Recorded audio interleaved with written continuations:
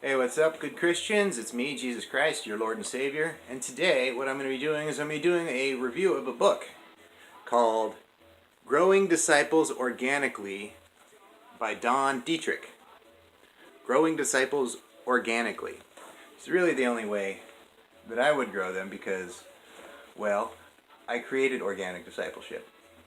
Now, first kind of misconception about organic discipleship is that organic disciples are just with no chemicals, which generally is true. That isn't kind of like the definition of what it is. See, like back in the 30s, there was this guy who discovered basically that I, the great gardener in the sky, had created a carbon cycle. Organic chemistry refers to carbonaceous and carbon bearing or whatever it is, the words. I'm a carpenter, I don't know chemistry. But anything organic is carbon bearing, which means that organic discipleship is carbon bearing discipleship. So when I created this world, I created the carbon cycle. I created, the great world of garden, the Garden of Eden. That was kind of the entire world. Spoiler. And the entire natural world that you live in goes through a carbon cycle. If you go into a forest, you don't see anyone out there fertilizing or raking or any stupid shit like that. It's just going by the natural cycle. Those are my laws, the laws of God and the laws of nature that I put in place for how that shit works. So the recycling of carbon, plants take up carbon from the ground, trees and shit will take carbon dioxide and shit from the atmosphere, turn it into oxygen through a little chemical process, take solar energy and all that. But main thing is, carbon is a necessary part of the life cycle. And when you have a population from which you want to draw disciples, you want it to be a very high carbon population. If you have a population or church or whatever that has been completely depleted of carbon, they're not going to produce as good of disciples as would a properly cared for church. And some people will point out, and with some real, like they do some really weird and in some cases just fucking stupid tests to prove that chemical discipleship is better than organic discipleship. One was in the 1970s, I believe, where they took a church that had been treated with chemicals and another church that had been treated with chemicals, and the carbon had been completely stripped from both churches. And on one of them, they did it inorganically with chemicals, and it produced a certain number of disciples. And then they took the other church that had completely been stripped of carbon, and then just did it without chemicals, and said, see, it gave much lower results of disciples. They're poorer quality, smaller, less of them. So clearly, if we want the entire world to be Christian, we're going to have to use chemicals on our disciples, without taking into consideration that for the past 6,000 years, none of that shit was necessary because there was a fucking carbon cycle. And when you guys figure this shit out, this is like when you stop using it. I don't fucking understand humanity. You guys are really overdue for some natural disasters right about now. But I digress. They do these weird tests, say okay, a disciple who is organically raised doesn't have any more minerals than something inorganically raised. This doesn't depend on whether or not they are organic or inorganic. It depends. There's a lot more factors in it than just, does it have a sticker on it that says I'm an organic disciple. That's just like a thing you pay the government for these days. It has, you can completely strip your church of carbon and still get the little I'm an organic disciple. That thing doesn't really mean anything by itself.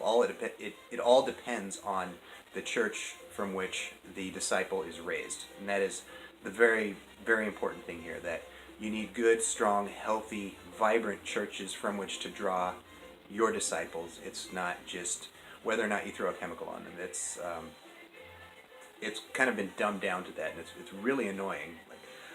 I'm trying to say, dude, look at my creation. I created this entire natural world. I created the whole fucking universe, but you just got to worry about Earth for now. Try not to fuck up outer space yet. Just stop fucking up Earth, and I'll be a little bit happy. You're supposed to be stewards of that shit, not fucking. You guys piss me off, man. I don't remember where I was at, so I'm just going to say that a church that has, so an organic church from where you've composted your old disciples, you know, brought them back, let them decay, and get back in that carbon cycle, and then spread out that the remnants of your former disciples is going to, well, of course, it's going to give carbon from everything there. There's all the microorganisms that are going to be in that. It's going to provide a much healthier church because there's so many microorganisms and bacteria and stuff that grow in your church, and when you use inorganic methods, it kills all of these, and it makes you more and more dependent on the use of chemicals to keep your church around. Oh yeah, minerals and stuff. So the minerals come from the church. They don't come from the technique, okay? So it's not like the chemicals are what kills the minerals. What it is you have a certain amount of minerals in both churches. So one of them, who the fuck is knocking at my door? You can't always knock at Christ's door, just to let you know. Alright, so you got these two churches that have even numbers of carbon in them, right? And one of them you do inorganic, which you can even do inorganic without use of chemicals if you go by old school definition of organic.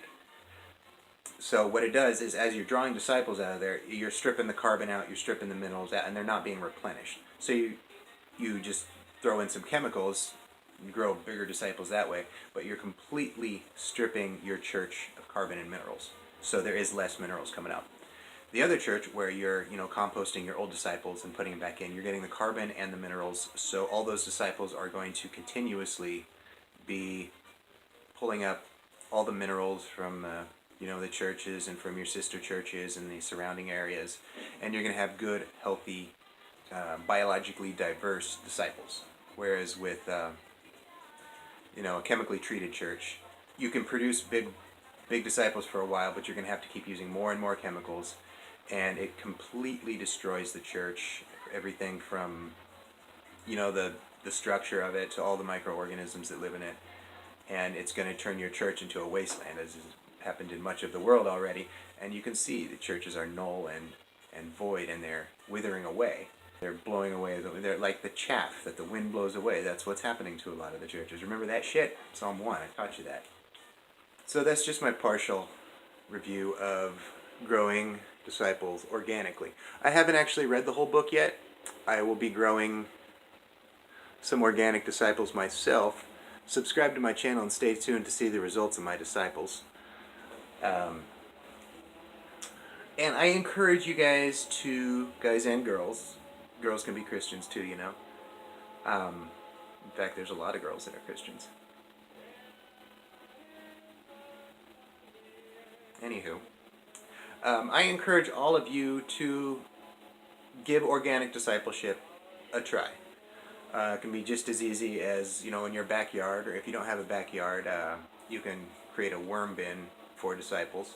Take, like 3 buckets, drill holes in the first 2, put some worms in there, and then throw bits of your old disciples in, let the worms eat the disciples, and then it'll give you good worm disciple castings. And it's organic, and it's nutrient as shit, and it will be great for your church. Or if you got a backyard, make sure you got plenty of carbonaceous materials, plenty of nitrogenous materials like disciples from your kitchen. Throw them all in there and let life's natural cycle, the cycle that I created, let that take place instead of using chemicals for your whatever it is. I gave you the rainwater to water your crap, and you're pumping water out of the ground, and you're depleting the groundwater, which that's like how you destroy your civilization, you fucking morons. So there's like a water table under the soil, right? And you're like, okay, we don't have enough surface irrigation. Let's pump this water out. Okay, so it goes down further. And they're like, okay, well, we need more because we have fucking stupid irrigation techniques. And if you don't cover your church with a mulch or shit like that, cover crops, stuff like that, of course you're gonna have massive evaporation, and you're gonna need more and more. And then, like, the further down you go, you get more salient, more salty groundwater. And when you go down far enough, you're basically pumping salt water on your crops. And when you get down further enough, you're giving your church salt water. So it's going to take like 10,000 years to wash out that salt from your church if you do that. Use rainwater. Just divert the rain from the fucking downspouts. Like where I'm currently residing in the United States, we get 7 inches of rain a year. You can do plenty with that shit, you know. Just divert it into little trenches and swales and cover the ground with mulch, and you can raise up some really good, healthy disciples that way. I have provided you with everything that you need to grow organic disciples. Never before in human history have people thought, oh, well, the way God made it isn't good enough for me. Let's see what we can man-make this shit and see if we can do it better. And you see what's happened. You see what's happened. You are destroying your world, and I don't even have to come and do most of it. Y'all are doing it on your own. You're like, oh, fucking carbon must be good for the atmosphere. Yeah. Sometimes I think you guys deserve another flood, and I can try to talk my dad into it sometimes, cause I'll walk out and just, I cannot fucking believe humanity these days. You guys are fucking stupid, you know. But it's my job to teach you how to fix that shit instead of, instead of smiting you for it. But, if you reject my message, I will smite you. You do know that. But, this is kind of working me up right now. All I can think about is floodwaters. So, yeah. Grow some organic disciples. Stop being a fucking dumbass. And invite me into your heart. And, hey, it's Sunday again. Give me some money. I want 10% of everything you own. Bye.